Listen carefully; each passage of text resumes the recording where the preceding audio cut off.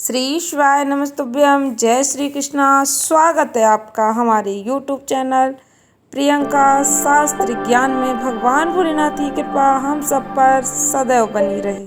तो आज के वीडियो में हम बात करेंगे भोजन से जुड़े महत्वपूर्ण नियम के बारे में। पति पत्नी को एक थाली में भोजन करना चाहिए या नहीं। यदि आप अपने पति के साथ एक ही थाली में भोजन करते हैं तो ध्यान से सुने, वीडियो को पूरा अवश्य देखें, क्योंकि हमारे धर्म शास्त्रों में कहा गया है एक कामयाब पुरुष के पीछे एक महिला का हाथ अवश्य होता है। ये बात बिल्कुल सत्य है। जिस प्रकार महिलाएं अपने पति की तरक्की उन्नति में सहयोगी होती हैं, उसी प्रकार कई पुरुषों को परेशानी आती है जीवन में। उनकी परेशानी का कारण भी महिलाएं ही होती है। जाने अनजाने उनसे कुछ गलती हो जाती है। वह कौन सी गलती है वीडियो में सब जानेंगे। वीडियो को ध्यान से सुने। वीडियो में आगे बढ़ने से पहले कमेंट बॉक्स में पूरे भक्ति भाव के साथ हर हर महादेव, जय श्री कृष्णा अवश्य लिखें। चैनल पर पहली बार विजिट हुए, पहली बार मेरी आवाज़ सुन रहे तो चैनल को सब्सक्राइब करके बेल आइकन अवश्य दबाएं। इससे हमारे वीडियो की नोटिफिकेशन आप तक पहुंचती रहे और आपको नई नई जानकारी मिलती रहे।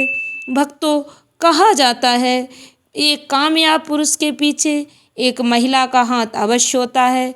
तभी पुरुष कामयाब हो पाता है, तभी वह अपने जीवन में तरक्की और उन्नति करते हैं।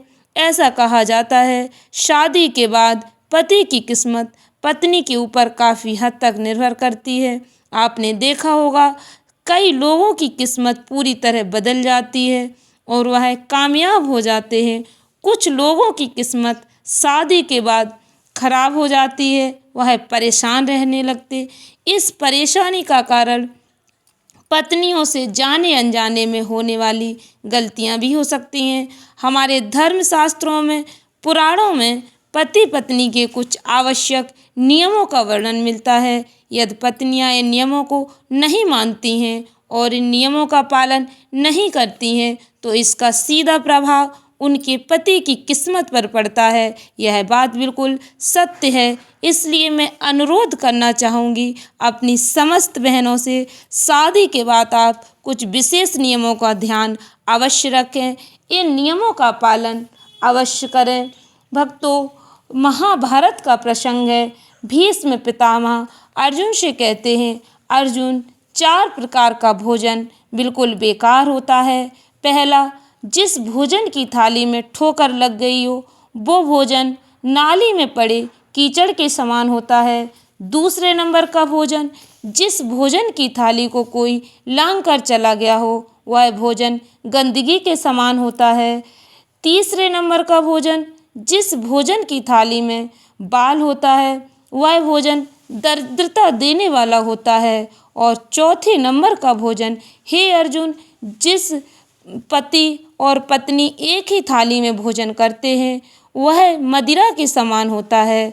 भक्तों, भीष्म पितामह आगे कहते हैं, हे अर्जुन, यदि पति के भोजन करने के बाद पत्नी उसी थाली में भोजन करती है तो वह चारों धाम के प्रसाद से बड़ा महाप्रसाद बन जाता है।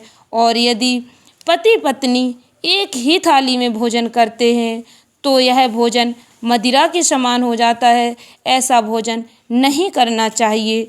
यदि पति और पत्नी का नियम एक साथ भोजन करने का है तो आप सबसे हाथ जोड़कर निवेदन है, आप एक साथ भोजन करें, किंतु थाली अलग अलग होनी चाहिए।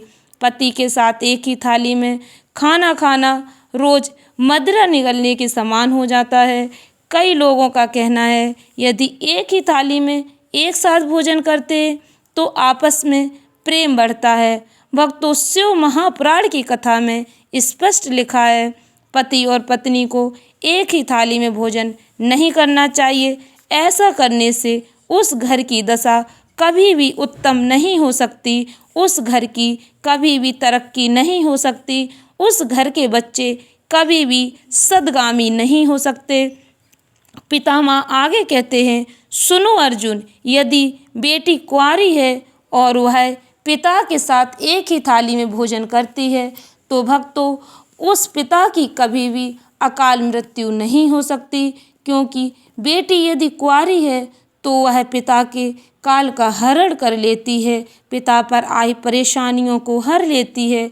भक्तों गाय से अधिक शुभ होता है कुंवारी गाय के गोबर से लीपना, बछिया के गोबर से लीपना। भक्तों यदि बछिया के गोबर से लीपा जाता है तो यह अधिक फलदायी होता है। हमारे शास्त्रों में प्रमाण दिया गया है, हर बात का साइंटिफिक तरीके से सिद्ध करके बताई गई है, जिसका प्रमाण यदि हम नियम का पालन करते हैं तो हमें स्वयं मिल जाता है। कई लोग वीडियो देखकर सोचेंगे ये कौन सा उपाय बता दिया, हम तो कई वर्षों से एक साथ भोजन करते आ रहे, अब हमें अलग अलग भोजन करना पड़ेगा। नहीं, हमारे शास्त्रों में जो विधान नियम बताए गए हैं वो बिल्कुल सत्य हैं, उनका हम सभी को पालन करना चाहिए। एक और बात ध्यान से सुनिए, हम किसी भी देवता के मंदिर जाते हैं या माता के मंदिर जाते हैं तो वहाँ से लाया हुआ प्रसाद हम किसी भी वक्त खा सकते हैं, किंतु भक्तों ध्यान रखना भगवान भोलेनाथ के मंदिर से लाया हुआ प्रसाद रात तक नहीं रखना चाहिए। मंदिर से लाया हुआ प्रसाद हम सबको तुरंत या फिर जल्दी ही खा लेना चाहिए। यदि कोई घर पर नहीं है, बाहर गया है, तो आने के बाद तुरंत आप उस प्रसाद को दे दें। भगवान भोलेनाथ के मंदिर से लाया हुआ प्रसाद अधिक देर तक नहीं रखना चाहिए। आशा करती हूँ वीडियो अच्छी लगी होगी, उपयोगी लगी हो तो वीडियो को अधिक से अधिक लोगों को शेयर करें। यदि आप इस प्रकार के वीडियो देखना पसंद करते हैं तो कमेंट सेक्शन में अवश्य लिखें। धन्यवाद भक्तों। श्री शिवाय नमस्तुभ्यम।